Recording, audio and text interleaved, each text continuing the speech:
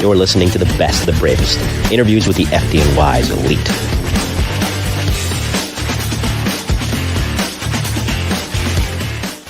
Indeed, you are listening to the best and bravest, and indeed, this is volume 40 of the Milestone miniseries, another milestone volume in a miniseries that has become one of the backbones of this show. Good evening, ladies and gentlemen. Welcome back to episode 252. Hey, Squad 252 of the Mike the New Haven podcast. If you haven't checked out the previous episode 251, Tales from the Boom Room, another backbone of this miniseries, profiles of the NYPD's bomb squad, retired NYPD bomb squad detective Jerry Fitzpatrick. He got to the unit in 1995, served there until 2008, and a lot of interesting stories and funny stories with him across his 13 years in the bomb squad. As if that isn't cool enough and stressful enough, imagine doing that kind of work in New York City, of all places, when many suspicious devices can be found, and whatever the motivation, you have to be the one to defuse it.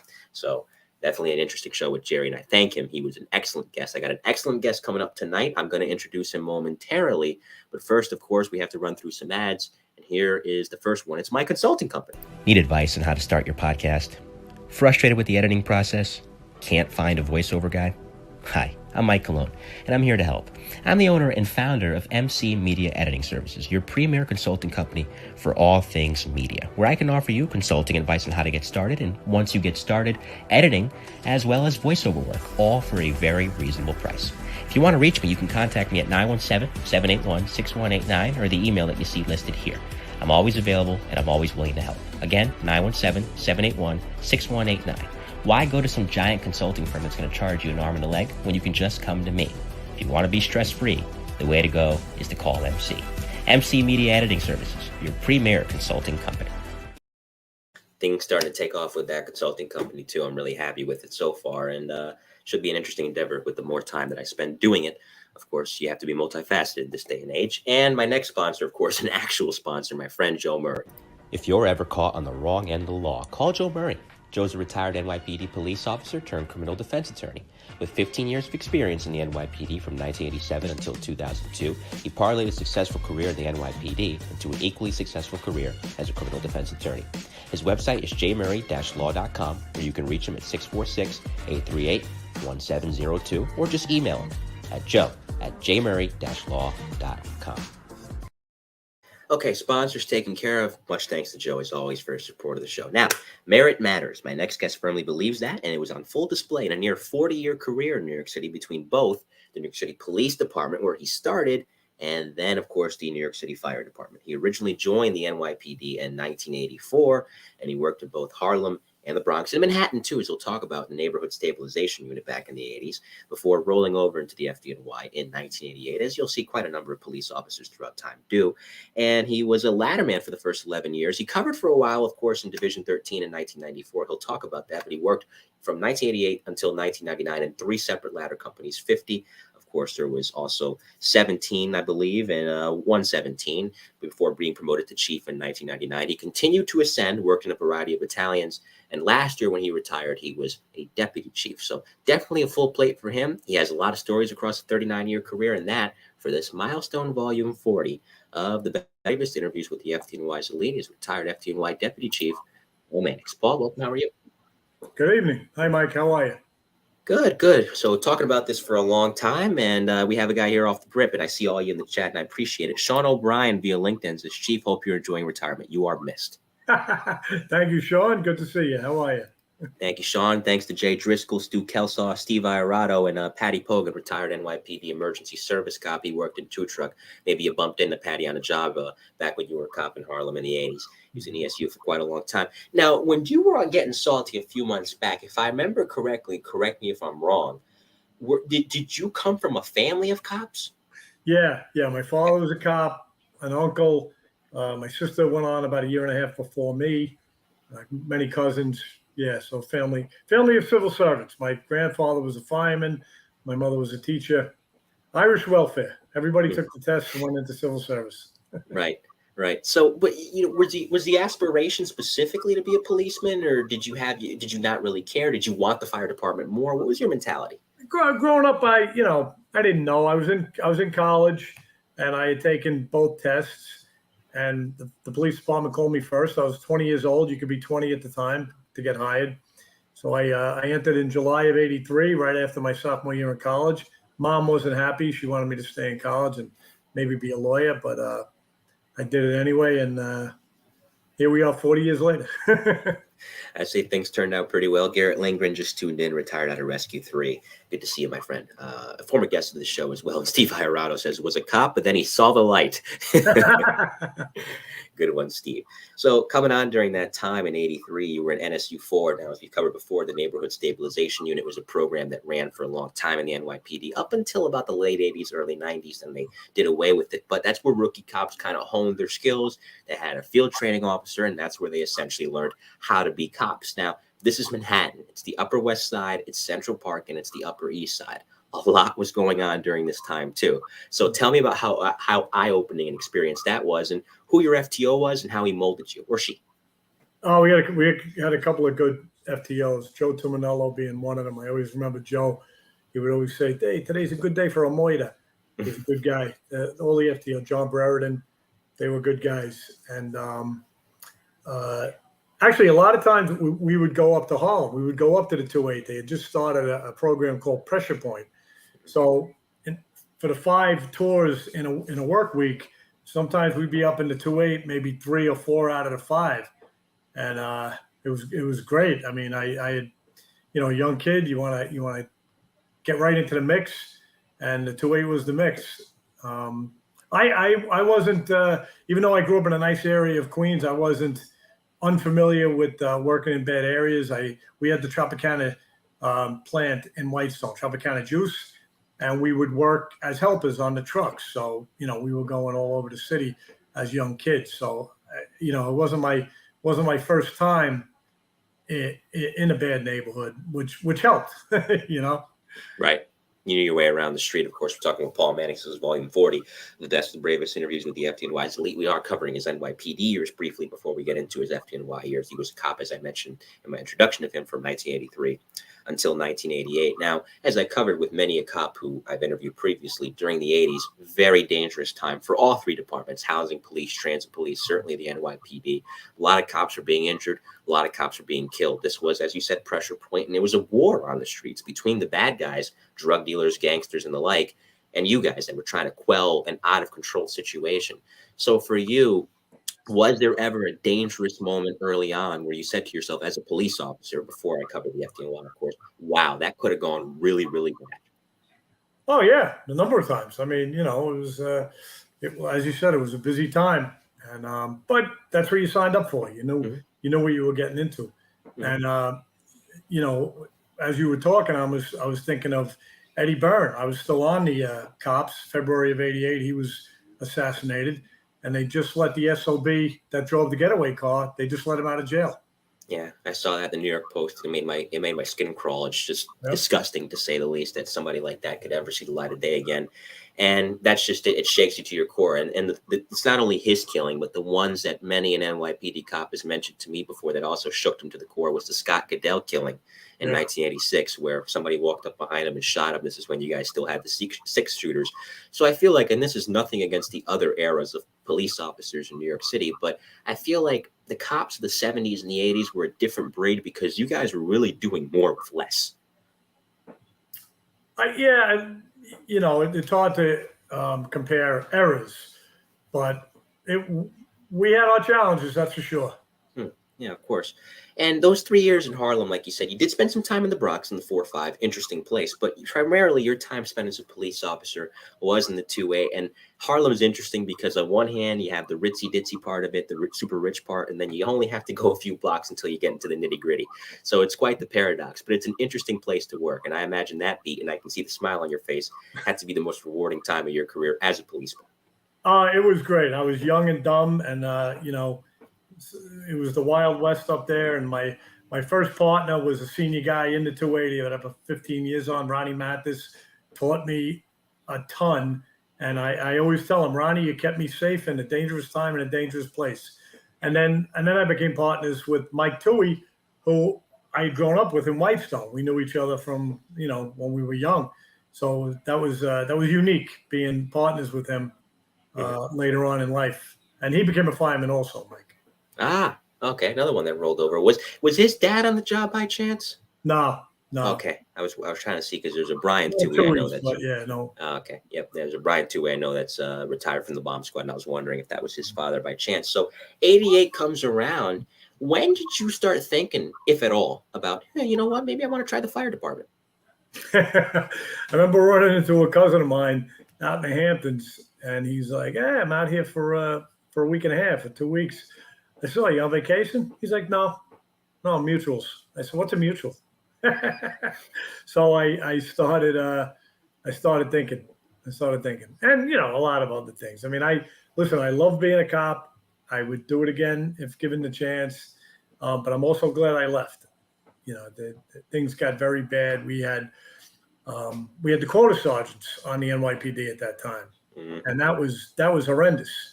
We being in Harlem, we got more than our fair share of them. And my squad sergeant, ironically, was a black guy who passed the test, and he was adamant that we not lump him in with those guys. I said, "You're right to be mad, but be mad at them, not us." And he said, "No, I am. I'm very mad at them because people are looking at me like I didn't pass, and I did." Right. Right. No, I mean, yeah, the job got a little bit better in the 90s during the Rudy years, but that period from 88, 89, that was the Dave Dinkins do something era. So yeah, you're right. It wasn't a good time to be a cop, but that segues perfectly into rolling over into the FDNY. And I remember the first time I ever asked this question was to Peter Blage, who did the same thing you did, started as a cop and then rolled over into the fire department later on. I said, you're in a civil service role now, and the mission is still to help people, but the mentality of a cop is drastically different from the mentality of a firefighter, because cop is thinking, I mean, he's helping people obviously, but it's more so an enforcement thing. I have to spy somebody who's up to no good. Now as a fireman, you're watching your way around the neighborhood, of course, but it's a different, it's how would I put it, you're geared differently in terms of how you're able to help someone. So was it hard for you to shift from thinking like a cop to thinking like a firefighter? No, not really. I mean, Okay. we do size up of buildings in the fire department. We had to do size up of situations in the police department. Every situation you went into, you had to consider a threat, and you had to make sure that they were who were the good guys, who were the bad guys. And just having friends and family and knowing kind of it really it wasn't too tough of a transition. No, that's good to know. Paul Rogers mentioned the same thing to me, and as did Peter Blage. Of course, it was an easier transition, which surprises me, but it's good to see because listen, you're already out in the streets. You kind of know your way around, as you said by that point. So I imagine that aids in making the transition easier as well. It is a completely different job. I mean, you're thinking about completely different things when you're looking at a building. When I was walking up to a building as a cop, I'm looking for airmail maybe coming out from the roof or from a window up above, somebody throwing something, trying to hurt us. As a fireman, you're looking up and you're looking, where are the fire escapes? How many floors is it? Where are the shafts? You're looking at it from with a completely different set of eyes. Right. No, it makes sense. Makes sense. So I believe you started out in ladder 50. And for those that may not understand where exactly that is, where's ladder 50 located? It's in Throgs Neck on Bruckner Boulevard, just off East Tremont Avenue. Okay, so it's in the Bronx. During that time, what was the Bronx looking like fire-wise? By us, it wasn't busy, which that's why a lot of us left. A lot of the young guys that went there, we eventually went down below, as we called it, down to the South Bronx, which was good. What was very helpful though was that we had a lot of guys that had done the war years down below that now were ending their careers the last couple of years up there. So you couldn't help but learn. I mean, these guys were phenomenal. Right. No, of course. In that respect, it was a good place to learn. No, of course, yeah. Truck company operations in the Bronx. Each borough is different. You can learn something from each borough, and that's why I love speaking with people that had a varied experience across their FDNY career. Because you have to remember, it's essentially 5 cities merged into one. So you got the Bronx Fire Department, you got the Queens Fire Department, as you know what I'm saying, and the way they respond to emergencies is the same, with the methodology to attacking a fire, or any emergency for that matter, is different because of the nature of each borough. So when you went to ladder 17 still in the Bronx, or is it a different borough? No, it's in the Bronx. Still in the Bronx. Yeah. And I imagine fire duty ticked up there? Yeah. Yep. Big time. So tell me about some of the more notable jobs you had.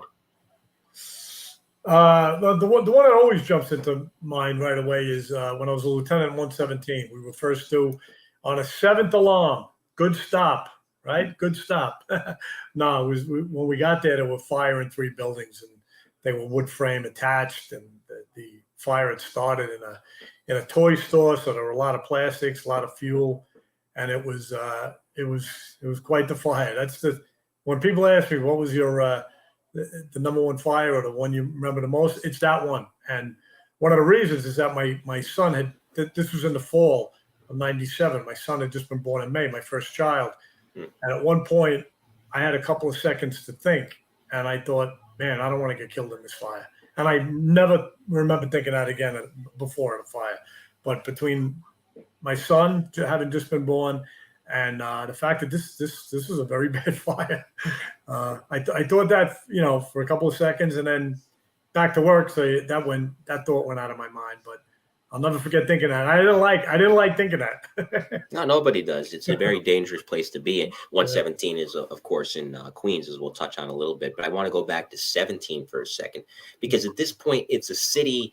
Again, I said earlier when we were talking about your time as a policeman, it's the Dave Do Something era. So this is a city in decay. Crack is still hitting the city pretty hard. The drug trade as a whole is kind of ravaging the city. And so you have a lot of fires by extension, either for arson purposes or squatters, homeless, junkies, unfortunately, setting fire to the building to trying to keep themselves warm. It goes bad. So working during that time, and the AIDS crisis is going on, tell me about how chaotic, if at all, maybe that neighborhood wasn't hit that bad, but if it was, I mean, tell me how chaotic that period was in 17. Chaotic, maybe the streets were chaotic, but as far as our operations and the way we handle ourselves, everybody from fireman to chief knew how to do their job. So it really wasn't chaotic on the fire ground. It was, you know what you were expected to know what to do. You knew what to do. You learned from the best. And so I would not use the word chaotic to describe how we operated or what we did. Yeah, I mean, the surroundings were, but our thing was very, very under control. I mean, I'm working with guys like Pete Lucenskas. Perfect Pete was his nickname. Just you walk past the guy, you got smarter. It was, and so many guys there like that. Right. It's fantastic. You always love the guys that are still, even with so many years on, into the job and love sharing their knowledge of the job. Somebody posted this on Facebook in the Getting Salty Fans group page that we're both members of, I believe. And that is that the best combination is a veteran who still loves the job and a rookie that's coming on with a lot of enthusiasm. Yeah, that's a great comparison or example. Absolutely. Mm-hmm. Talking with Paul Mannix, retired FDNY Deputy Chief, Volume 40, Best of the Bravest. A couple shout outs here in the live chat. Steve, I see your question. My friend Kevin Ramirez, he's under the name Pylon Blue, but he's tuning in tonight. Good to see you, buddy. Thanks for joining the stream. As he promised me earlier, he would. So it's good to see you. And Steve, let me get your question here. He says, did you work with John Arnott? Not sure if I spelled his last name correctly. Yeah, absolutely. Yeah, he came up to 50 from 17. Yep. Mm-hmm. Good okay. Man. Stu Kelsall, who's across the pond, tuning in from England. It's just after midnight over there, so I appreciate you staying up late as always. Stu, his question. Paul, did you take much abuse from your PD colleagues when you jumped to the FDNY? No, absolutely not. Everybody knew it was a good move. I mean, I was a little worried about my father. My father had been a cop. I had his police officer's shield. I was going to get his sergeant shield when I got promoted to sergeant. And so I said to him, Dad, how do you feel about me leaving? And he said, thank God you're leaving. I'm so happy you're leaving. So that made me feel good. But yeah, I mean, the FD guys would break your shoes a little bit. They would talk about like a guy with a father on a fire department. They'd say he's got pop time. If the guy tried to, act not humble, they say, oh, he's got. With us, they say, it's cop time. You got your cop time. You're trying to, you got to realize you're a probie. It's a completely different job. Yeah, no, of course. As you said earlier, do you remember? I mean, of course, you talked about that notable fire in 1997 as a lieutenant, but strictly, of course, talking about your time before getting promoted around 1993, 1994. Do you remember your first fire? The first fire? You know what? It wasn't that big. I mean, it was all right. It was a 1075, but it wasn't that big. So it really wasn't that notable. I mean, of course you're nervous. You want to perform. You want to prove yourself to the guys that you're with. But it was it was a private dwelling fire. It was in the kitchen, and we got in via the rear and got in and knocked it down pretty quick. I mean, even though it wasn't that much, I was glad to have it out of the way. Yeah, no, of course. I didn't screw up too much because guys were saying, "Oh, good job," and it's the first. Everybody knows it's your first fire, so they're watching. Yeah, no, it's so much different than being in the academy, being at the Rock and simulating it, and then actually getting out there and doing it. There's no fail-safe option there. You gotta make sure you get it right, and at least according to them, you did. So, of course, this is the early '90s. You're working in a ladder company around this time, and as this is going on, you're learning how to operate a truck company. Maybe the thought of promotion and ascending in the ranks comes into your mind. Now, you had some experience with that in the NYPD, as you touched on. It's different here. You don't shoot to sergeant in the FDNY. The first rank is lieutenant. So where did the idea of wanting to be specifically a fire officer come about for you? Well, I had studied for promotion in the police department, so it was just natural that I would also study for promotion in the fire department. I was, I wanted to get promoted. I did want to go up the ranks. Right. And you get that in 1994 when you made lieutenant, of course, and you end up going to Division 13. Now, it's an interesting evolution, of course, and it's an interesting point in your career and any newly promoted, I should say, fire officer's career, in that you just don't shoot into a command unless there's crazy circumstances. Usually, you're a covering officer, and of course, it's a UFO situation until further orders. So you get some time under your belt, you get your shoes wet. Now, as a fire officer, of course, as you said, it's dramatically different than your time in the police department. Did you feel like a probie all over again? Because now you got to think differently. It's not just about your safety anymore. Now you got to look out for a whole crew. Even if they're not permanently your crew, you're there. They're looking at you for leadership, and they're looking at you to trust you. Yeah, no, absolutely. Absolutely. In fact, I remember going to my first fire as an officer and having to remind myself that you're the officer, you're not the fireman. You have a whole different set of responsibilities here. Right. No, of course. So was there a moment, granted, you never feel like you know everything. The second you do, you should probably leave because you're going to get yourself hurt, if not killed, or somebody else hurt, if not killed. Yep. But was there a moment where you felt, okay, I feel a little bit more comfortable now. I feel like I have my feet under me as a fire officer? Yeah. I don't know exactly when that is, but it's an incremental type of thing. You get a couple of jobs under your belt. You get the acceptance of the guys, and you do start to slowly fit into the rank. Now, what's interesting, like I said when I was introducing you, 1988 to 1999, and we'll get to your promotion, of course, later on in 99, it's all ladder companies, 50, 17, and now 117. Now, you know what it's like to be in a truck company as a firefighter. Now you're in a truck company as a fire officer. And you're used to truck company operations because to this point, sans a detail to an engine here or there, you're working solely in truck companies. Is there anything, I mean, the operation stays the same, we know that part of it, but is there anything different otherwise when you shift over as a fire officer, specifically in a truck company? Yeah, well, when you have the inside team, the Kennedy Irons with you, we had to get out. The chief got us out of the building. We were up on the second floor, and my immediate thing was, I knew where they were roughly, but making sure that they were on their way out. We had to get out of the building. Chief was pulling us out, and that was my main concern. And the guys were good. Very, nobody was saying, "Oh, we can hit it." We got out, and I'll tell you, within about 5 minutes of getting out, there was a complete pancake collapse to the ground. Mm-hmm. Very, very, very happy we were out. I've heard stories like that. Thank God for that, Chief. No, I've heard stories like that. I think that Ray Seeley told a story like this one time. It might have been him, where they were going to go into the building, and somebody said, if it wasn't him, it was somebody else. I said, no, hold it. And literally, as they said that, the building collapsed, the rubble landed at their feet. A few seconds more, they would have been in that building. It's always that intuition that only a veteran fire officer who's been through a thing or two and seen a thing or two can really have. Yeah, absolutely. It's an amazing thing. 82 FDNY is tuning in. Hi, Joe Maliga. I see you too. I don't know his exact name or her, but they say Paul was the best. So somebody that worked with you. Unless, do you know him? Not quite sure if you know the person behind that username, but No. okay. Well, in either event, they say that you were the best, so they probably worked with you. Oh, thanks. A good compliment to you, of course. So at this time, 117, people have this notion, of course, and it goes for the police department too. Queens Marines. It's always the running joke about Queens. But you guys are doing a crap ton of work. There's a lot to go around. And during this time, Howard Safer had, as he told me last summer, implemented the CFRD runs. So now you're doing more. Now it's the medicals too, on top of the fires. Did you like when they implemented the CFRDs? No. Why not? I came to see the wisdom of taking it on, but no, at first, absolutely not. And I was assigned to 117 already, so I really didn't get the brunt of it. It was the engine companies that were going out on it. I mean, we did go out on carry downs or calls for assistance sometimes, but that probably would have happened anyway. So it really didn't it didn't hit me when we first had the merger, because I was in the truck.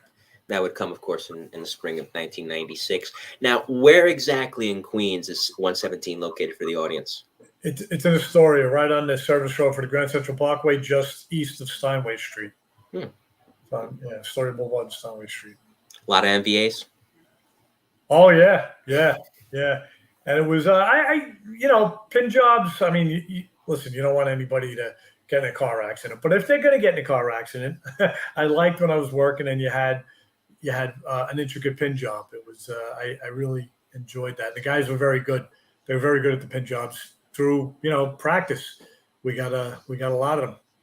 Oh, yeah, no, of course. I've said this before, and your sister can attest to this. Again, do we want people to get into car accidents? As you said, obviously not. But if you're going to get into a car accident in New York City, you're in pretty good hands, because if it's not you guys coming to get you out, ESU's coming, and they're pretty good with that too, because of the practice that goes into it. Pin jobs, you guys both got that on lock. ESU's okay, but yeah, no, we know. CFD 335, 346 is asking, did this man know a Louis Refrano at that time working in Queens? Yeah. If Louis from Getting Salty, and I worked with him in 117. He was a fireman in 117. Yep, he mentioned that when I interviewed him. Yeah. Yep. Yeah, I didn't know you guys crossed paths, but there you go. It makes sense now. We had a couple of the Italian guys. We called them the O's. Louis was one of them. Good guys. Right. Good guys. There you go. And he loved it there. He loved it. The only reason he left is because, of course, you can't turn down an opportunity to go into SOC, as would come about in 1998. But otherwise, he says he really enjoyed his time in 117. How do you, Marble Man? Yeah, of course. It's a great place to work. How do you, Marble Man, in the chat? Middletown, New Jersey, station FD11. Appreciate you tuning in tonight. And Joe Maliga, hi to your better half, Dawn Gonzalez, who's also tuning in. I appreciate you both. Of course, tuning in tonight to the program. Like I said, you're good, Mike. You're handling this. You're like juggling. It's not easy, but 252 episodes will allow you to manage it. You get, like I said, you get better with time. Like you guys practice pin jobs, I practice this, so I'm keeping it up as best as I can as a one-man band. So around this time in the mid to late 90s, just before I touch on your promotion to captain in 1999, fire duty's going down. But you still have a lot of other emergencies coming in, because it's not just the MVAs that are coming in. Maybe you get some collapse situations, because the good and the bad thing about the city in the late 90s is, as the city was undergoing its renaissance, they're putting new buildings up, which is great. You don't want them to be vacant. You don't want them to be crime hubs. But there comes the construction accidents. There comes the collapses. So in your neck of the woods at that time in Queens, was there an uptick in those particular emergencies? No, not that I remember. No, not. Okay, so it stayed relatively the same. So I guess I can touch on this particular job you mentioned earlier, and maybe there's a deeper story behind it. So it's a 7th alarm, which I've never heard of. I've heard of 5th alarms. I never knew there was anything beyond that. So this had to be bad. As you said, 3 buildings on fire. Tell me the full story behind that job. It was a Sunday night. It wasn't that late, and I don't think the teleprinter was working, so we got turned out by voice alarm, and we're on our way to the job, and the dispatcher says, SIDS information available upon request. So I said, could you provide that SIDS information, please? Because we didn't get a ticket. The computer wasn't working. So they provided the information, and it was a frame building, and we pulled up, and man, there was nothing but fire. And I told the first two chief got there, I said, Chief, you have fire in 3 buildings. And like I said, they were wood frame, and it started in a toy store, KB toy store, I think it was, with a lot of plastics. So, basically a gasoline station inside these wood frames buildings. And eventually, I took an aerial to the roof because things were happening so quick and all the troops weren't there yet. The chief asked me, because we had tried to get up to the top floor of one of the buildings, and we had to bail out.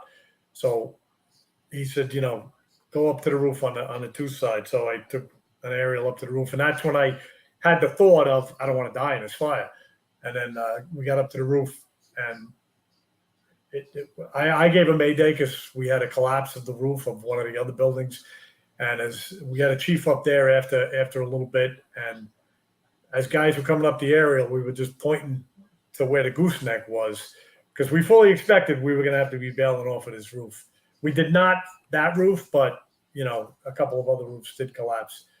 And what was your question? No, just essentially the full story behind that job. Yeah. Oh, yeah. So, and it was a complete loss, but you get your chops broken.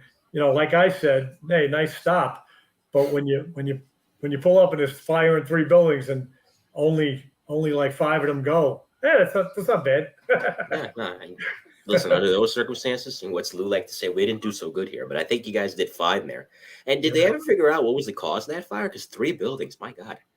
Yeah, no, and it was a Sunday night, not too late, maybe 10 o'clock.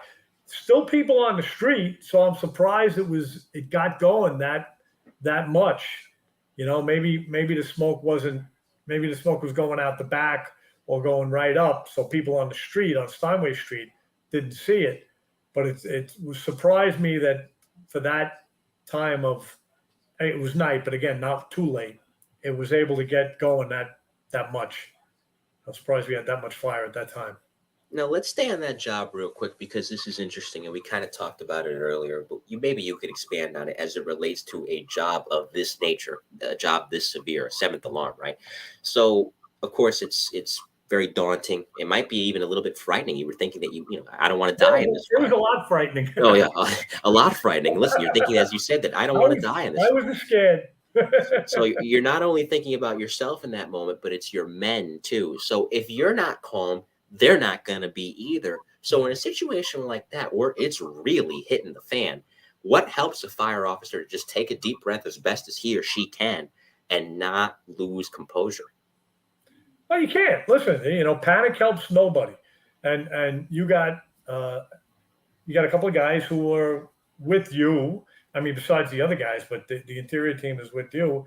And, you got to be a man. You can't let it go. What are you going to do? And actually, I'm glad you brought that up, because it reminded me that Pete Brennan was detailed to me that night, and he was killed on 9/11. Yeah. And he did a hell of a job that night. He was young on the job at the time, and he did a hell of a job. So I'm glad you reminded me to mention him. No, of course. And he was a cop too. He was a cop too. Then he rolled over to the FDNY. He always wanted to be a fireman, though. He was nuts about it. When we were doing all the switches, you kept your time, but you also kept your pay grade that you were at when you came over. So I mean, more than 1/3 of my probie class was ex-cops. Mm-hmm.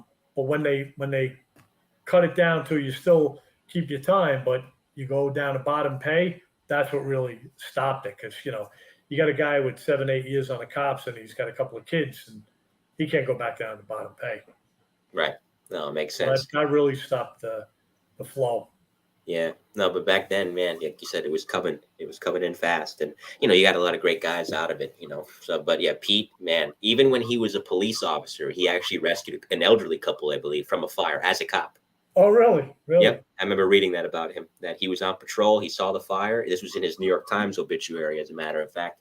He raced in and made the rescue. I think he was a volunteer firefighter, too, even while he was a police officer. So he always had it in him, and he made a great addition to Squad 288. Now, before I get to your promotion in 1999 to captain, So many guys, strictly on the fire department side, have told me, and in both departments too, but we'll stay on the fire department here. The best rank far and away is lieutenant. Did you subscribe to that theory? You had 5 years as lieutenant. No, the best rank is fireman. Mm. Best rank's fireman. Mm. If they had paid me deputy's pay to stay a fireman, I would have stayed a fireman. Yeah. Yeah, listen, hey, you're not lying there. You're not lying there. So, of course, 5 years by this point in a lieutenant's role, what makes you want to bump it up to captain? You know, again, it's the chance to advance. There's more pay, the chance to take the next test, and you know, like you said, you get a little more confident. You think you're doing well. Hey, you know, I'm a captain. I'd like to be the captain of a company and see what effect I can have. Mm-hmm. You know, hopefully good. No, of course. And this is an excellent and quick ascent for you, relatively speaking, because you came on in 88. And by the end of the 90s, 11 years on the job, strictly with the FDNY, not counting your NYPD experience, 16 in total with that. But 11 years with the FDNY and a captain, that's not bad. That's pretty good. Yeah. Well, pretty good. You know, I would have liked a little more seasoning, but you got to take the test when they're given. Mm-hmm. Hey, listen, Well, study. And you studied, and hey, you passed. And that's a big time credit to you. So at this point, 99, you go to Division 11, which, just to make sure this is correct, Division 11 is in Brooklyn, if I'm not mistaken. Right. Okay. The division itself is in on Tillery Street, not far from fire headquarters from Metro Tech, Flatbush and Tillery in that area, and you know, it covers a large portion of Brooklyn. Mm-hmm. So we'll get into that in a second, but I see this question from Stu Kelsall. And I guess he's talking about, as a fire officer, how did you feel about this? Was there anything you didn't agree with when it came to operating procedures? I'm sure there was. There's nothing that's jumping to mind right now. You know, when you're reading through the book sometimes, I remember reading, you know, you never use a newel post to tie off a life-saving rope to. I'm like, why not? Some of these newel posts are, you know, you're never going to move them. And, you know, in a fireproof building, I says, you know, but it was a prohibition, never use a newel, you know, and I was like, that's silly. But as far as operating procedures, I'm sure there were, but nothing's jumping to mind right now. If I think of it later, I'll get back to it. Oh, sure thing. Good question, Stu. Thank you for always submitting those. And guys, remember, there is the super chat. You don't have to ask a question. You can throw something in there, whatever you feel comfortable with. I would appreciate it if you could be so kind. So, well, again, you know what? Now that you say it, yeah, the whole thing with the venting, and you know, that caused a lot of confusion. I was not happy. I was not happy with that. But other than that, you know, I can't think of anything. Other than that, how is the play of Mrs. Lincoln? You know, so Division 11, like we said, of course, in Brooklyn. What was the makeup of that time, emergency-wise, 1999? A lot different than the 80s. There's still fires happening. It's not like fire duty's down to zero. You still got work in that regard. Brooklyn's the borough with the most fires. Yeah. But in 99, a lot more things are happening than besides that. So tell me about what type of fires were you guys handling? What type of environment was it, building-wise, cockcloths, taxpayers? There was especially right around Tillery Street, where the division was located. You had the projects a couple of blocks away. You had high rises a couple of blocks away. You had everything in between, brownstones. You had the water not too far away. So you had ships. You had people in the water. Brooklyn Heights was right there, which was, you know, pricey area. And then, like I said, the projects not too far away. So and a lot of highways also. So there was a lot going on. You never knew what you were going to bump into. No, I can imagine. With that being said, of course, around this time, 1999, 2000, after you had gotten to Division 11, different city, as we said, Y2K had come into play. And it's interesting that as a captain, you're in charge of an entire company. You're as lieutenant, of course, it's a crew specifically within the company. Mm-hmm. Captain, the entire company. And that's, again, another major evolution and major step as a fire officer, because now you're seeing things on a bigger scope. So strictly from a day-to-day standpoint, a captain that's in charge of a company, besides going out on runs, what does the day entail? Well, I never got a spot as a captain because of 9/11, I was promoted a lot quicker than I would have been. Right. So I only was in the captain's rank for 2.5 years. I was covering in the 11th most of that time. Ironically, about 2 or 3 months before 9/11, I did go into Engine 207 UFO as the captain. And then I was promoted to chief 2 months after the 11th. So I was only in 207 as the captain for about a 4-month period. But that 4 months straddled 9/11. I mean, it's just incredible. So I really was never a commanding officer for a long time, except for in 207 UFO. That was, you're more, lieutenants and captains do pretty much the same thing on the rig and when you go to a fire, but administratively, you're more responsible. It's like if the reports aren't getting in, they're going to call the captain. Hey, what's going on? Get your lieutenants to get the reports in or whatever. You're more responsible in that way. And you used to be admired if you ran your company well, if no problems got past you. Now of course that's verboten. Now you have to notify anybody and everybody and everything, every unit of the smallest little discussion argument that happens in quarters, that it's all out the window. Like I said, a good captain kept the problems in the house and took care of them, and now that's out the window, which is very, very bad in my opinion. Yeah, he didn't buy the toilet paper, so something like that. Like, yeah, it's kind of like, and again, this is me not knocking any specific company, but it gets to a point where it becomes kind of kindergarten stuff. Like, as we used to see with kindergarten teachers do. Timmy doesn't want to be my friend. Like, okay, it's different because they're 5 and 6. We're talking about guys, gang gals in their 30s, 40s, 20s, 30s, 40s. Come on now. Do we have to tell them everything? I get it. There's definitely some frustrations there. So 9/11, when did you get down there that day? After the collapses, I imagine, right? Yeah, I was off that day. I was where I am right now in my home out on Eastern Long Island. And ironically, I was getting ready to go teach fire tech that day. Jimmy DiDomenico was teaching in Staten Island, the morning class. There was going to be an hour break, and then I was going to teach the afternoon class, which we didn't do on a regular basis. It was an unusual occurrence. But I was home. I was getting ready to start driving into Staten Island. I get everywhere early, so I was getting ready to leave in about a half an hour or so and drive in. And my wife yells into me, "Hey, a plane hit the Trade Center." I had already been outside. I knew it was a beautiful day, so my immediate thought was, guy in a Cessna had to have a heart attack or something. Who's going to miss the Trade Center on a beautiful day like this? So we started watching the news, and it was still just the one tower, and you didn't really know what happened. I knew Engine 207 was going right away, because not only were we right over the bridge, but we were a satellite. So, we were one of 5 engines citywide that could pump 2,000 gallons per minute as opposed to 1,000 gallons per minute. So I knew 207 was going right away. And, you're watching the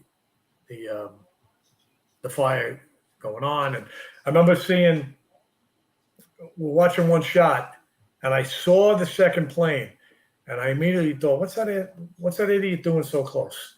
And then bang, it hit the other building, and you see the explosion go out the other side of the building. And, now it's a different world. You're in a different world. And I said to my wife, I'm going in. I'm leaving right now. And it took me a while to get in. They had the LIE shut down at exit 39, I think it was. But all the cops and firemen were just waving parking placards or whatever out the window, and the cops were waving us through. But it did. It took a while to get in there. And then, to get down to Tillery Street, that's not easy to do at 6 a.m. on a Sunday.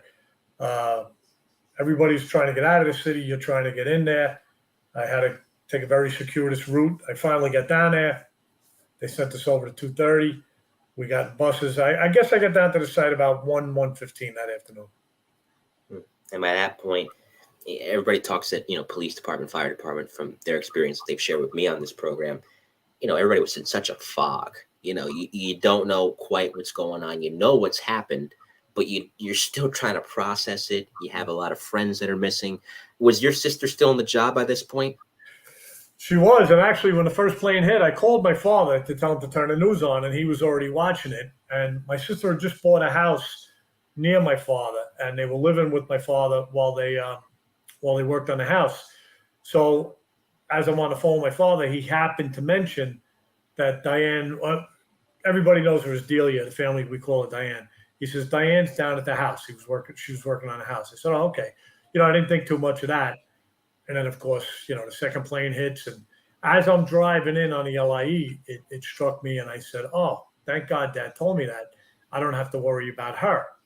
Little did I know was that, her house was in Whitestone. She turned out at Fort Totten. As soon as the first plane hit, she went over to Fort Totten. They threw stuff in a van and they started heading down there. Thank God they got down there 5 minutes after the second tower fell. So she, thank God, wasn't killed.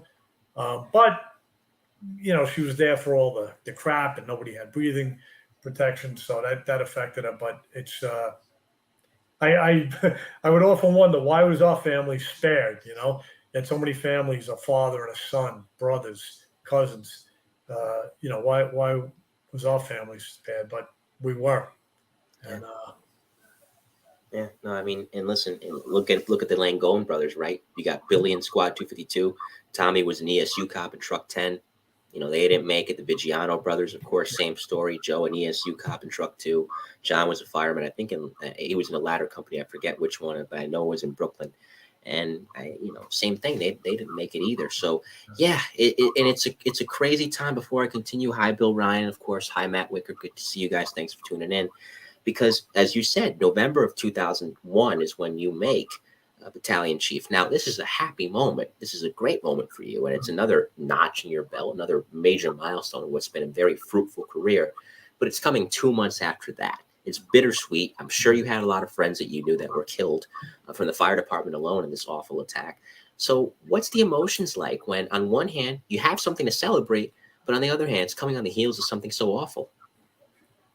It was, it was like matter of fact. It was like, all right, we're getting promoted, and then we got to go back down to the trade center, or we got to take care of the families, or we got to get ready for the memorial service. It was just, it was almost like checking the box. Okay, promoted. Now let's move on. What do I got to do now? Yeah. That's looking back. It's funny. I never thought of it at the time, but thinking about it now, that was, it definitely wasn't, the joyous occasion it should have been, nor should it have, it shouldn't have been joyous, obviously. Yes, you're happy you get promoted, but considering the times we were in, it was like, you didn't feel like celebrating at all.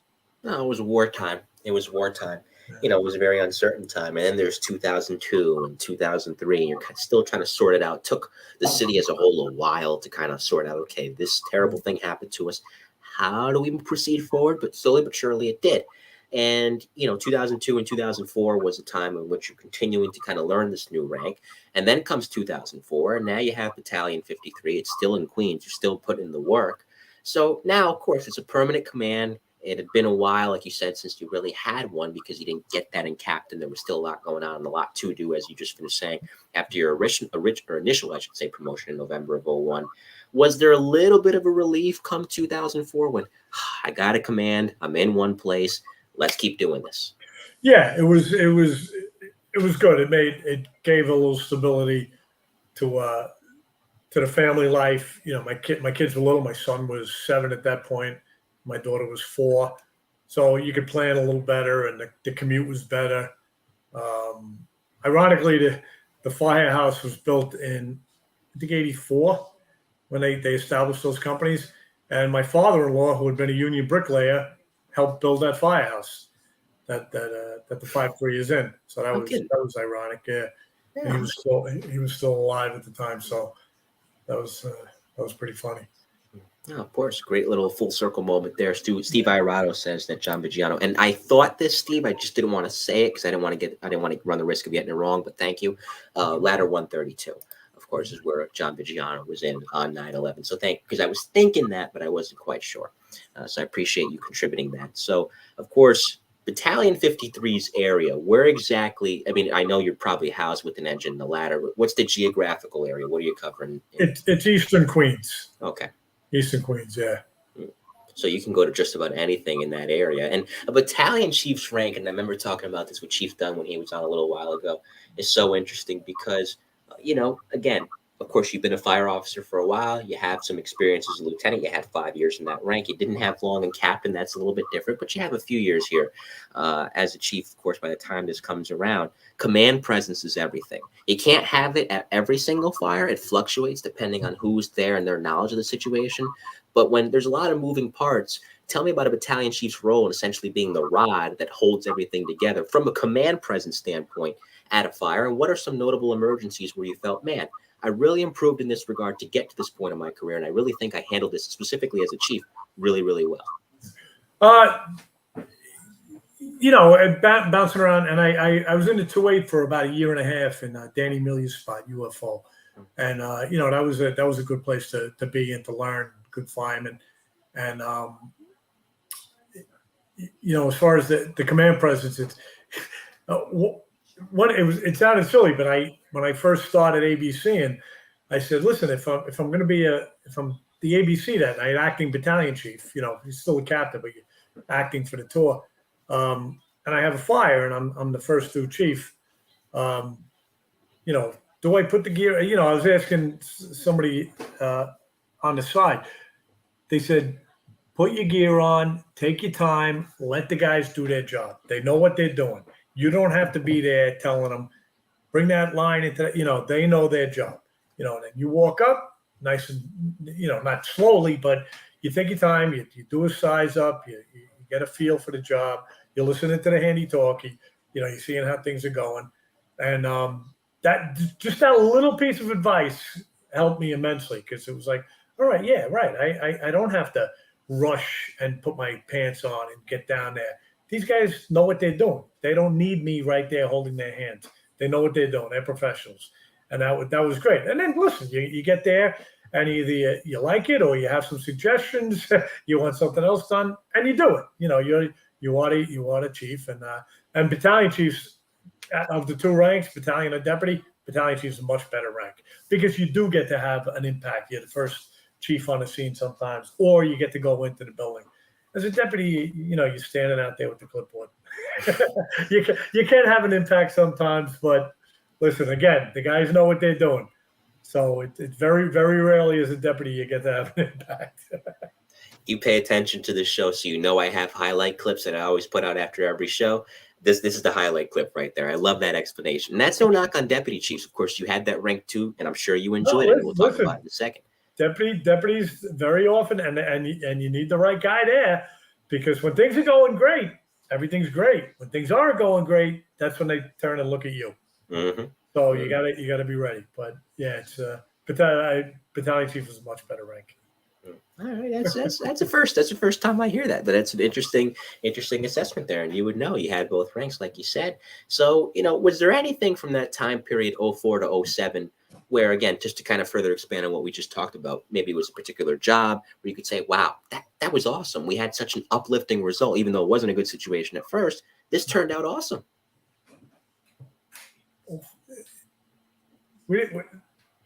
Again, nothing's jumping to my mind. 04 to 07. We did have some good job. There was a job. Yeah, 251 did a real good job. They had a job right by quarters, and I don't know if you know 251. They were in Glen Oaks. They were on Union Turnpike, and help is far away for those guys. They're out there, and help's really, it's only coming from one way. Although once in a while we would get mutual aid from. Actually, we'd go into Nassau County with mutual aid more than anything. They really wouldn't come into us. But I remember the first box I got. I responded to Nassau County mutual aid as a chief.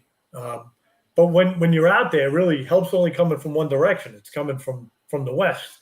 So these guys had a nice job. I think it was a verbal. Somebody knocked on the front door, and they did a great job. I think they made a grab. They did make a grab. I think the person survived. And by the time the other companies got there, the fire was pretty much out, and all the victims were out. And that was I was happy for those guys. You know, they did a good job. No, of course. And I've heard that before because I know Queens and Nassau County in certain parts are pretty much bunched together. You could have a block that's in Long Island, and another block is still technically in New York City. So that must have been pretty unique. I mean, the people there are used to it, but I can't fathom that. You got Nassau County, whatever volley house they have or paid fire department they have responding, and then there's you guys rolling in. That had to be pretty unique. Yeah. Yeah. Well, actually, I mean, right after 9/11, because of all the rigs we lost, we had the volleys were in the city, responding. I mean, I responded out of Tillery Street on a volley rig, and it was that was unique. That was a unique time. I mean, everything about that time was unique, and hopefully we never go through anything like that again. No, we don't want to. But it was. I remember, coming to work, I'm going to be responding on a volley rig out of Tillery Street. Pretty funny. The people that see you pulling up. Yeah. Yeah. I remember the first I heard of that was listening to an NYPD podcast by a friend of mine, Dan Murphy, host, retired sergeant, where he was saying, in Queens, there's a certain precinct where on certain boxes, if a sector car is tied up, a Nassau County car will come in and respond to them. Like, but then again, the geography is such. It's like Buffalo in Canada. There's certain parts in Buffalo where you could throw a rock and and the rock ends up in Canada. So it's pretty interesting that way, of course. So 07 comes around, and that's when you make deputy chief. Now, at this point, again, 19 years on, you've gone through a variety of different ranks. Now you're a deputy chief. So where's the shift? Where did you go from? But of course, you didn't have a permanent command for a number of years, as we talked about in the pre-show. But still, deputy chief, you're bouncing around, you're absorbing the rank. And with so much time as a fire officer, 1994 up until that point, 2007, 13 years, that transition couldn't have been too hard, right? Or am I wrong in that assessment? No, I mean, again, as a battalion chief, I had been an acting deputy chief a number of times, ADC, and I had a couple of jobs, nothing crazy, but so you got a little bit of it, but now, you're not the acting deputy chief, you're the deputy, and again, until and if, some staff chief comes from headquarters or from the borough commando or whatever to come in and take command, you're the guy. There's nobody, when things are going bad, there's nobody for you to look around to for help. You're the guy that they're looking at, which, it can be daunting, but that's why you train and you keep reading and you're prepared and you try to learn something every time you go out of the firehouse. I hate when guys are looking at their phones. I hate that when they're on the rig looking at their phones. They should be looking at the buildings. Frank Brannigan, he wrote back in the 40s about building construction, and one of the things he said was, know your buildings. Know your buildings. Know where the hydrants are in proximity to those buildings. Know any oddball things about that building. And if you're looking at your phone, you're not going to learn your area. You're not going to learn your buildings. Every run you go out, every time you go out to get the meal, whatever, pick up something. Pick up a nugget. Are they doing work on that street so it's blocked off? You can't respond. Whatever it is, you never know. Maybe you never use that piece of information, but maybe you do, and it's important. Now let's stay on that for a second, Stu. I do see your questions. I promise I'll get to them. I don't want you to think I'm ignoring them, but Chief Mannix brought up something pretty interesting just now: the evolution of technology. Now you see, just look at the tower crane fire in Manhattan the other day. Drones were being used there. When building collapses happen, you have drones that assist there too. So there's a lot of good with that. There's even dedicated units that do a great job within the FDNY handling that. But like with anything, there's a good side to it, and then there's the drawbacks and the cons of it too. You saw that evolution from the 80s. That wasn't even a thought. The 90s, it was starting, but it was still in the infancy stages. Then the 2000s was the big boom, so to speak. And by the late 2000s into the early part of the 2010s, phones, tablets, they're everywhere. And they're making their way into emergency response, into the first responder community. So for you personally, when you saw that evolution, and now you're adjusting to it as a fire officer because you have guys that are using it for good reasons, but the potential for distraction is always there for anybody. I imagine with that answer you had, you didn't quite like the technological evolution. Maybe you had a more balanced viewpoint. What was your take on it as it became? No, it's not that. I mean, I do remember it's nice to have these tools in the box, but you don't always have to use every tool in the box. And sometimes, especially when you get something new, guys feel a requirement to use it, or they're thinking too much about it. They're forgetting basics. There was one time, a special unit came in, not a squad or a rescue. it was a special unit with a piece of equipment, and I guess the guy was eager. And like the third time he asked me if I wanted to use it, I told him, listen, you got to get away from the command post. I can't be, stop bothering me, basically, because there was no need for that piece of equipment at that job. Another time, a guy a chief got very hung up on, we got to get this piece of equipment into position. I had gone the other way around the building coming in, and he had not. So I was able to pick up something that he did not through any fault of his own. He just didn't. So I transmitted to him a piece of information, and he's like, "Oh, all right." So they move in, they put the fire out, and now he's apologizing to me a little bit later about the holdup because he was thinking about using this other piece of equipment. I says, no apology necessary. I just happened to go around that side of the building and saw what I saw, and you didn't because you came in the other way. It's you didn't have that piece. You didn't have that piece of information that I had. It could have easily been the other way around. But my point is, yes, it's great to have those tools in the box. It's great to know how to use them, but you don't always have to use them. Sometimes, the simpler the better. Yeah. Yeah. And I think that still plays in 2023, but it's interesting. Like I said, in my introduction of you retired only last year. So you're not out that long. You're only out a year or so. But I'm out of the field since 2016. Yeah. Yeah. So out of the field about 7 years. I went on the union board. Okay. So I'm out of the field. Yeah. So but even then, 7 years is not that long compared to others. So imagine being a chief now in 2023 versus being a chief in like 1996. It's night and day. I'm pretty sure if you can take a time machine like they do with the movies and show a fire scene from 2023 to a chief back then of that era in the 90s and show what they're using or what they even have to use in case they want to do it.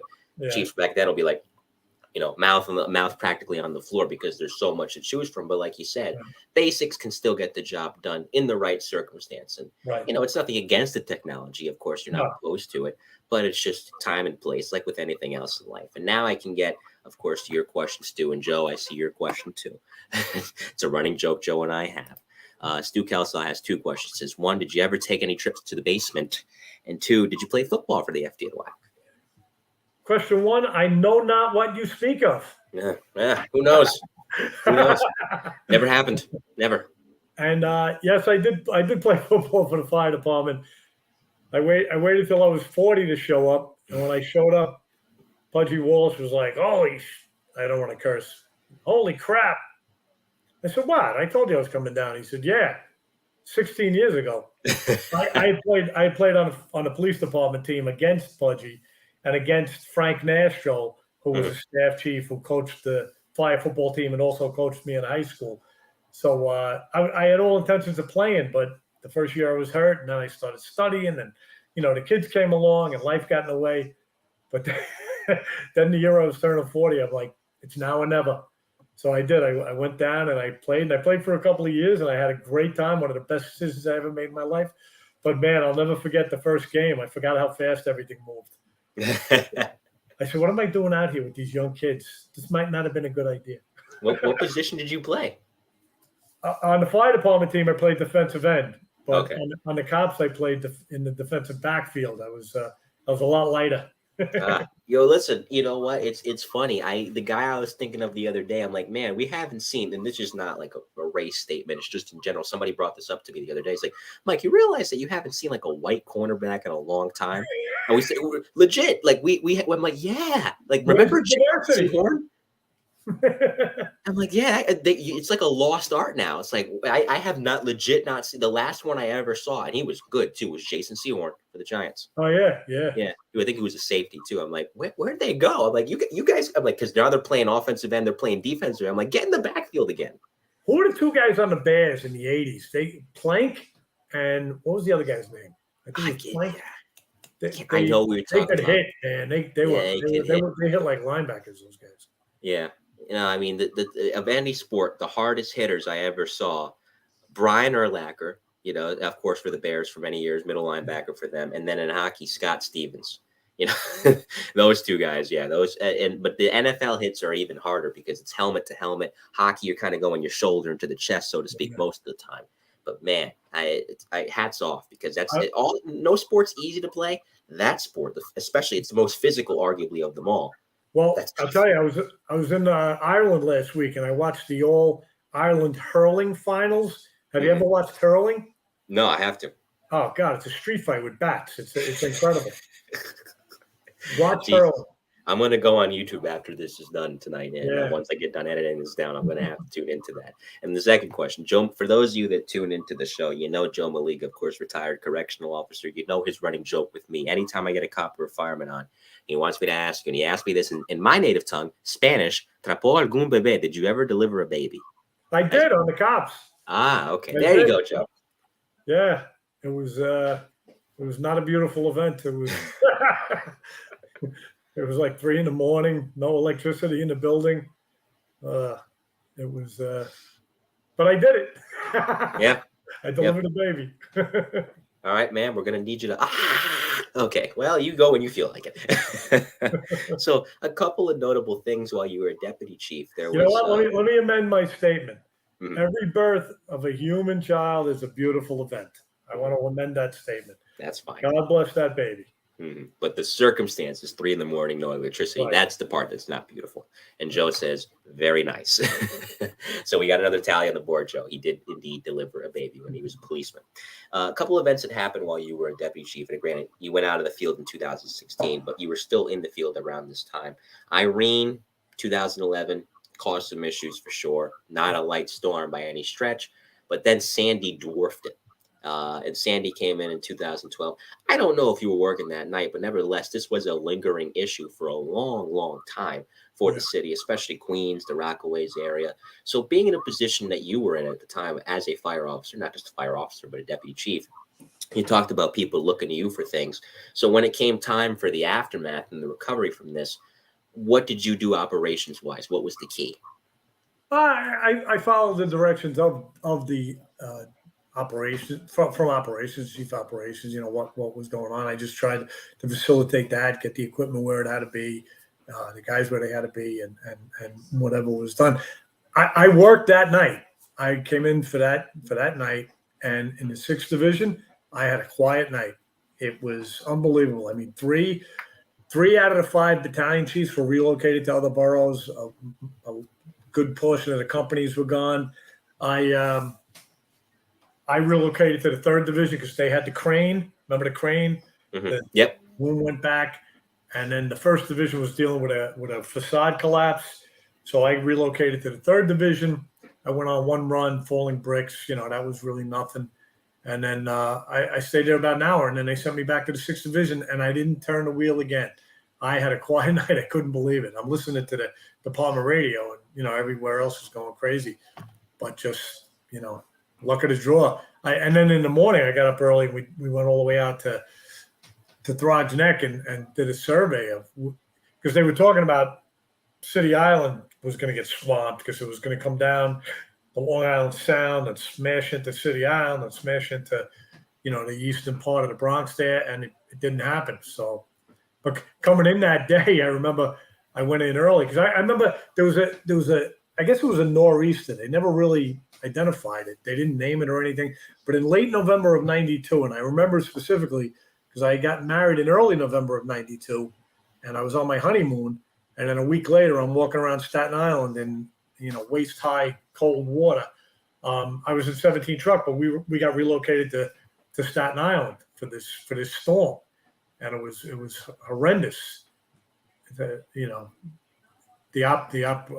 Operating in that cold water, and then you're there all day, and we didn't go back to quarters till about 9 or 10 at night.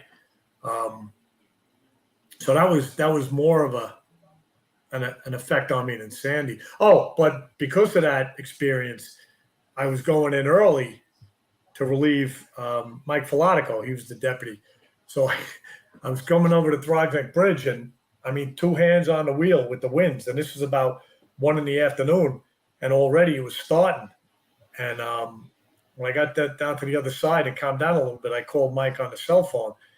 And I said, hey, Mike, I'll be there in about 15 minutes. He says, oh, they just called chow. I said, take it to go. Because he had to get over the bridge and back to Long Island himself to get home. And with that 92 storm, I got stuck. I had to sleep in a firehouse because all the bridges were closed. I couldn't get home. Right. So I got in early, relieved him. He got home. And I thought I'm in for some night. And really personally, I had a quiet night. But, then the days afterwards, and, my wife and I joined a lot of other people. We went out to Rockaway and helped clean up out there because they got slammed. I had some friends out there, tried to help them do whatever you could. It was incredible. But the word resilience is a word that's bandied about sometimes. But the resilience that people showed, I mean, they lost their houses. And you're pulling up, and they're like, "Hey, how you doing?" They're like happy to see you. I'm like, "Are you okay?" They're like, "Yeah. What are you gonna do?" and they're helping their neighbor. So in that sense, it was nice to see. But I hope that never happens again in our lifetime. Yeah. And you mentioned Irene. I was on vacation, and I was up at Lake George with the kids, and because the storm was supposed to hit Long Island hard, I left the kids and my wife up there, and I drove home to take care of the house if I had to. And I don't know if you remember, it turned track and it kind of went upstate. Yeah. We didn't get hit hard on Long Island.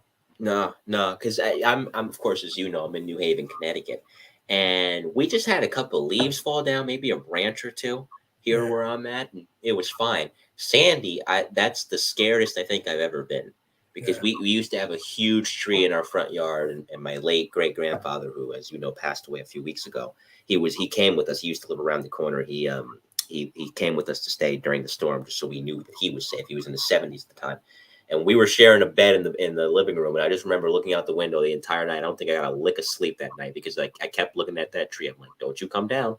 Yeah.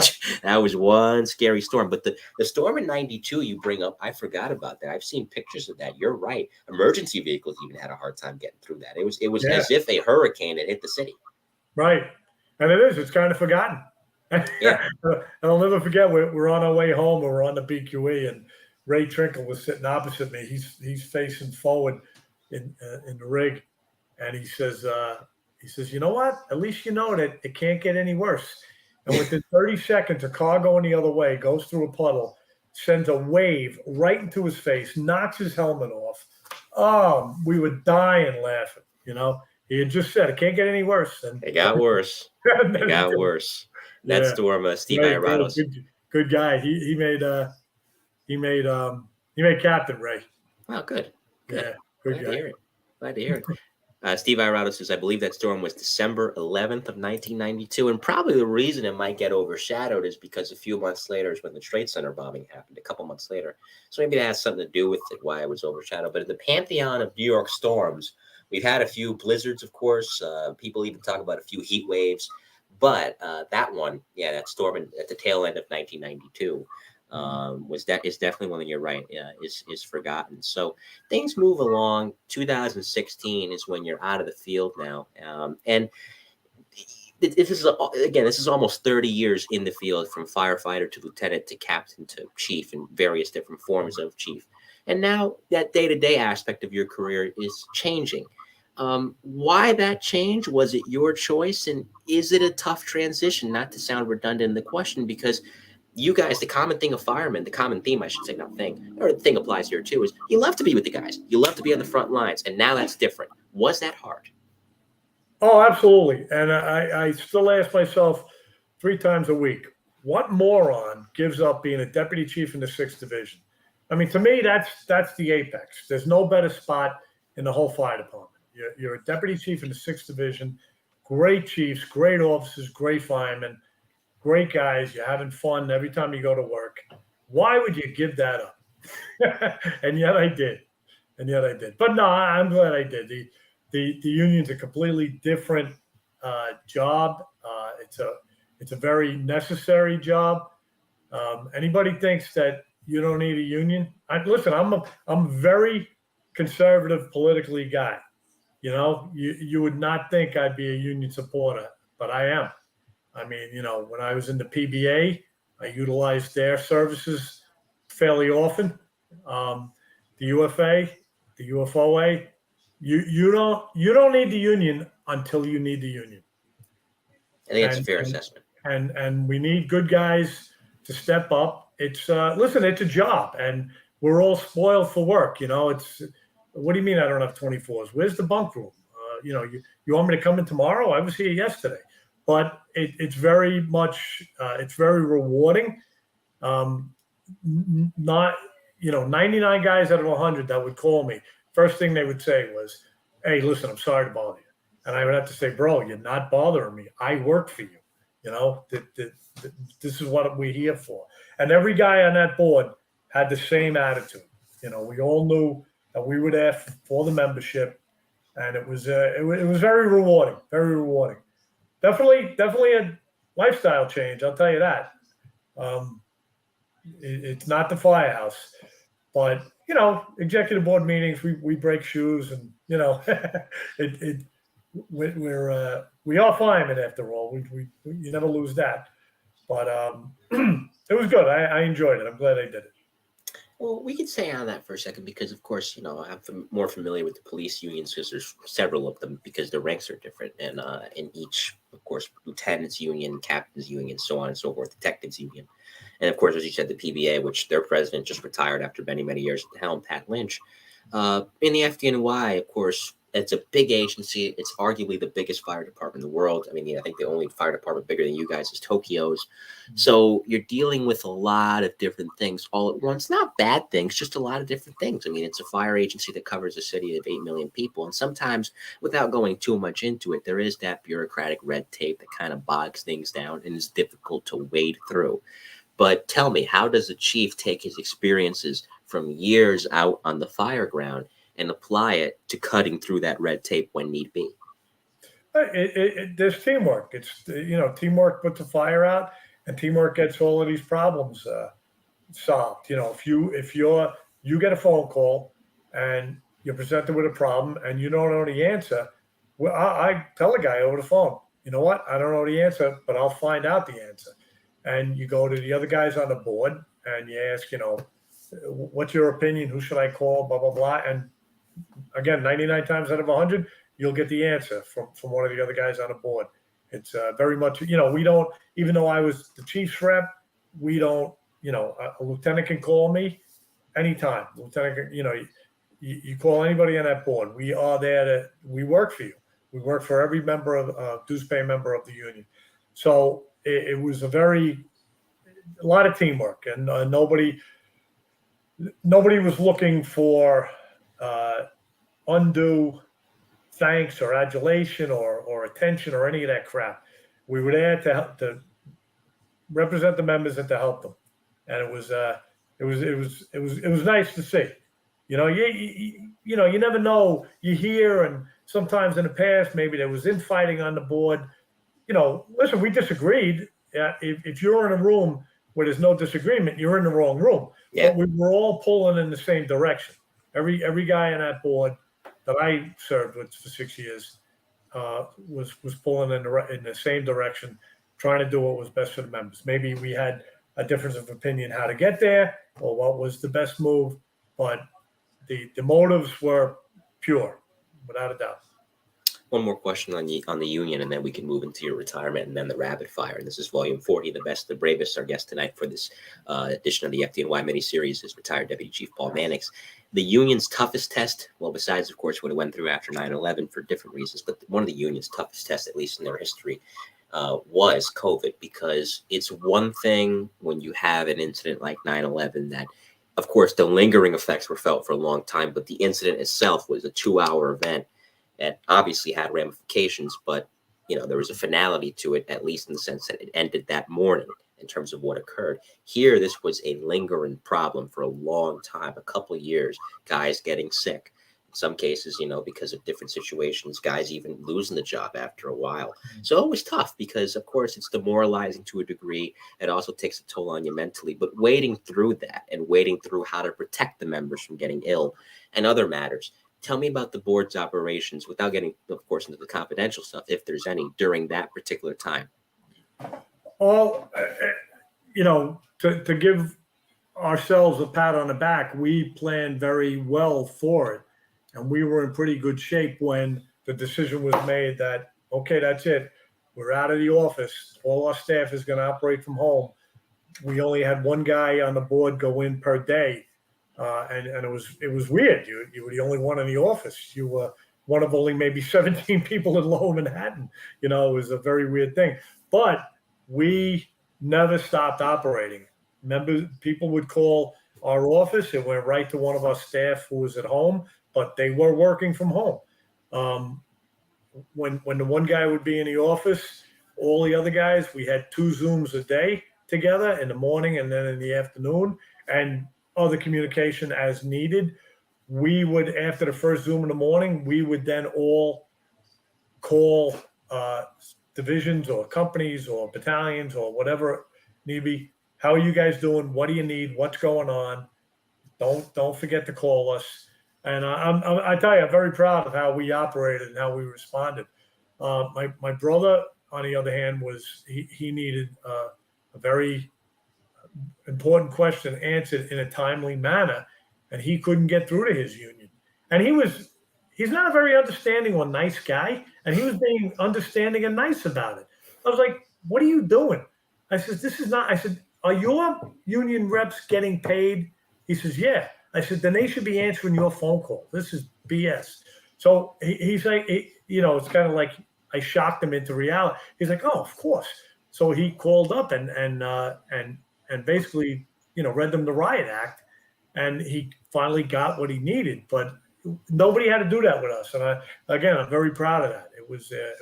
But it was the days went like this because you never stopped. Yeah. You never stopped. But that's what we're there for. Yeah. That's, no complaints. I'm commenting. I'm not complaining. I'm glad we operated as we did. The guys seemed to appreciate it. And it was very hectic. I would say that the mandate was maybe a little more hectic. When the mandate came down at the end of de Blasio's term, oh my God, that was that. And things changed hour to hour. You'd get an answer from headquarters. You'd give the answer to the membership, or you'd send something out, and then an hour later you had to change it because they changed it. It was, and fairness. That was a very, very frustrating time. No, I can imagine. I remember reading the New York Post and New York Daily News day by day, and each time as I read the articles, I was just like you're a better man than me, because whatever side of the fence you fall on is different, of course, and that's a different discussion for a different day. But you know what? But either way, it's stressful. I'm not a better man than you. We just did what we had to do, and you got to move the line in. You got to get the job done. And that's what we did. It was just all right. This happened. That sucks, but how do we fix it? And that was the attitude. Yeah, no time to sit around and complain. So that brings us to 2022. Last year, like I said, you're only out about a year or so. Even if you were out of the field for a while, now that finality of leaving the job itself, you were involved in so many different things across 34 years in the FDNY. Was it the stress of COVID that made you say, you know what, it's time to go? No, it was just, 39 years, and as much as I like my job, it's a job, and you got to be there when you'd rather be doing something else. And it was probably about a year before I definitely said I'm going to move. I looked at it. I said, "Oh, my daughter, she's the younger one. She's going to be graduating in May of 22. My second term on the board ends in August 22. That's it. That's what I'm going to go." And guys talked about, going back to the field, and I was like, no, because that, you should hit 40. I'm like, no, that would be another winter in the field. Another, I'm getting old here. I'm an old man now, and, but also 6 years out of the field, I can still ride the bicycle, but I can't ride it as well as I did the day I left the field. And, there'd be a time period of catching up, getting back to where I had been, standing in front of that building, looking for the bad things that might happen to the guys in that building. And I wasn't going to, I'm extremely lucky. I never lost a guy at a fire. And I didn't want to have, I didn't want it to happen, especially if it was my fault that I missed something or I wasn't on top of my game. And that's it. Listen, I said I'm lucky that I never lost a guy, and that's what it is. It's any guy that does, he's unlucky. It's nobody wants that, and God, I can't even imagine. And I've had to talk to a couple of guys that did it, and it's and you tell them, listen, bad things happen. Is there anything you do different? No. I'm like, then what are we talking about? But I understand. It's a horrendous thing, and that's why this is a very, as great as this job is, it's a very serious job. It should be taken seriously. It should be treated seriously. I don't think that's happening in this day and age. I think it's it's being treated in a very flippant manner. People die, and it's a very serious thing. I always harken back, and hi, John Latanzio. John was a volunteer fireman, and when he wasn't doing that, he was an emergency service cop. And you probably worked for Paul's sister, John, of course, because you got to ESU out of housing rescue in 1994. So you probably worked for Delia. And it's good to see you, buddy. I harken back to the show, The Bravest. And before 9/11, obviously, they did something on rescue too. Billy Lake's in that, ironically, because he got killed on 9/11. He's saying, listen, we hop on it's a fun job. We hop on the big red rig. I'm paraphrasing him, and we smile. People wave at us. Everybody likes us. But you have to remember, you go down to headquarters, and there's hundreds of guys on that wall that have died doing this job. And so he said, he went on to say, if it's not in the back of your mind, you're kidding yourself and you're not being honest with yourself. And that quote held a lot of weight back then, and it holds a lot more weight now, because if you go down to headquarters, unfortunately, Billy Lake's name is on the wall. I remember a friend of mine, when I first became a fireman, somebody was told, oh, yeah, pull this one on the fire department. So they asked this person, isn't he afraid of fire? And the person said, no, I don't think he's afraid of fire. So when that story was related to me by the person, I said, are you out of your mind? Of course I'm afraid of fire. I wouldn't want to work with anybody who's not. Yeah. That fear fuels your knowledge, your training, your desire to get better, your desire to work safer, your desire to make sure everybody else is safe to the extent you can. So I'm proud to say I'm afraid of fire. Yeah.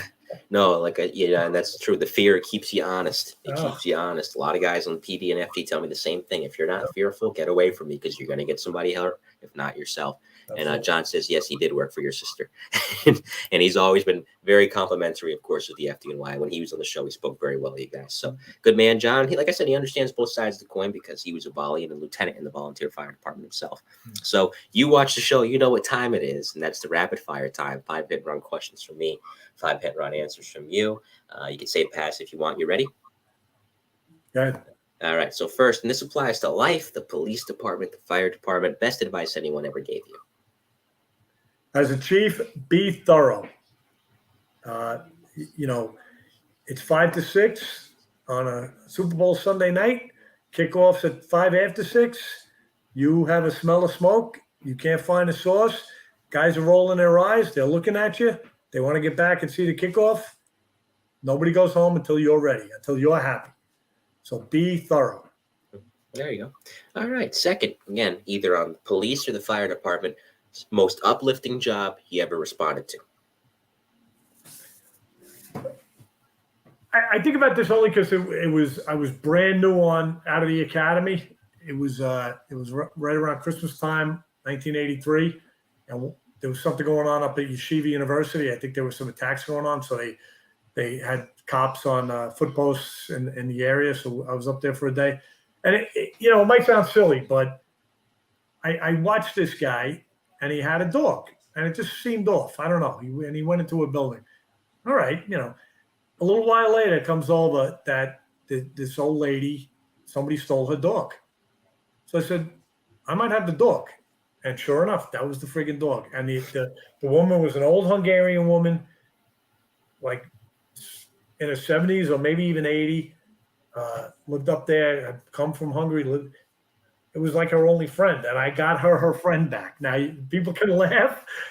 That stayed with me because it was one of my first things I ever did on the cops. And I got this lady a dog back. So very, very proud of that. That's nothing to laugh at. That's sweet. It's a nice job by you. Good job, man. Listen, you're ruining my reputation. I'm not sweet. Third, of course, and this applies to either department, funniest call you ever responded to. Oh. I can't tell that story. Tell me off the air. Tell me off the air. Funniest. I wish I had thought about this beforehand. I laugh a lot. I laughed almost every day. Let me think about it. Maybe it'll pop up if we have time. Yeah, we can come back to that one. And if you can't say it on this show, you can tell me always off the air. Fourth, favorite bar or restaurant in New York City? Favorite bar or restaurant? Mm-hmm. You can say multiple. You don't have to say one. Yeah. Well, I stopped drinking 31 years ago, but I once in a while I will go to a bar. Favorite bar or restaurant in Manhattan or just or anywhere in the city, anywhere in the 5 boroughs. Yeah. Well, I'm gonna give the Clinton a shout out because they just closed. They were a staple in Whitestone where I grew up. They opened in 1939 and they just closed in June. Unfortunately, 84 years and the place closed. And it's sad to see, a neighborhood staple like that, go away. Yeah, I mean, rent's too high. That's the thing. Rent's too high. I've always said too damn high. Exactly. I was hoping you'd reference that. Yeah, there you go. I forgot that. Rent's too damn high. No, because I've always said, I'm like, if the city didn't cost you an arm and a leg to live in, I would have moved down there a long time ago. Yeah. I love the city, but it's just, my God, you live in a shoebox. It costs you $3,000 a month. It's ridiculous. It's ridiculous. Unless you're making bank, you don't have a shot. It's businesses too. Businesses are getting hit hard. You can't. It's a difference. Not to go on a whole rant, but you can't charge anywhere. You can't charge a business an arm and a leg and expect them to stay there. You gotta just lower the rent a teensy bit, please. Please, we're begging you. Please just lower it. We're not that rich. We are not that rich. Right. Anyway. Fifth and finally, on that note, rant aside, if you can get a brand spanking new fire officer, somebody who just made lieutenant, you had a lot of time as a fire officer in total, 28 years, 22 of them in the field. What would you tell a brand spanking new lieutenant? Listen to everybody. Get everybody walking into that company, that firehouse, is bringing something of value, and access that. No matter where it is in the organization, if the probie came from Con Ed and he knows everything about Con Ed, you lean on him. You don't and be open to learning from everybody. Don't think that because you passed the test, you're the smartest guy. There's a lot of knowledge out there, this is from my father. Supervision 101: praise in public, criticize in private, and never embarrass anybody. That's I mean, it's simple. It's not always followed, but you give credit, you take the blame, and you take care of the men. Simple. I think that was your old school tip of the day as well. And you shared it here. So I appreciate you re-emphasizing that to conclude the rapid fire. Excuse me. So before I say goodbye to the audience, any shout outs to anyone or anything that you would like to give, Chief? Everybody, stay safe. Please stay safe. There you go. Simple enough. And I echo those sentiments. And stay hydrated because it's hot. It is hot. So, and I love the summer, but guys, stay in the AC and drink as much water as you can because this summer, this heat is no joke. In a few months, we'll be complaining it's too cold. But for now, I'm not complaining. Like I said, I like the summer. But just stay as hydrated as you can because I was out most of today and I came home and I felt disgusting. I had to hop in the shower immediately, so it's very, very hot. Oh, thank you. Thank you. I clean up as best as I can, but yeah, not so much earlier. You wouldn't want to see me at 1 o'clock earlier today. I was drenched when I came through the door. So, Chief, stick around. We'll say our goodbyes off the air, and thank you once again for what was a really enjoyable conversation. Coming up next on Thank the you. Mike to New Haven podcast, 2 NYPD interviews. I never interviewed a air sea rescue specialist. This will be my first time doing that. He responded to the Miracle on the Hudson. And what's interesting about him, he runs a gym where he's trained numerous celebrities, I should say, including among them Rosario Dawson and Michael Strahan. So they'll tell me about that. Renaissance man, retired NYPD Air Sea Scuba Rescue Detective Oscar Smith. And August 4th, I'm going to confirm it with him. I think we're still on. He responded to the 1993 World Trade Center bombing, and he had a very, very harrowing experience that day as a member of the NYPD Emergency Service Unit. John Latanzio in the chat, you probably remember him. Retired NYPD Emergency Service Sergeant Tim Farrell for another volume of the E-Men inside the NYPD's Emergency Service Unit, another miniseries that is a backbone of this show. But in the meantime, on behalf of retired FDNY Deputy Chief Paul Mannix, this has been the Milestone Volume 40 of the Best, the Bravest interviews with the FDNY's elite. Have a great night, everyone. Stay safe. Enjoy your weekend. And Adelia Mannix, come on the show. And we will see you next time. Thank you. I appreciate that. And stay safe. Good night.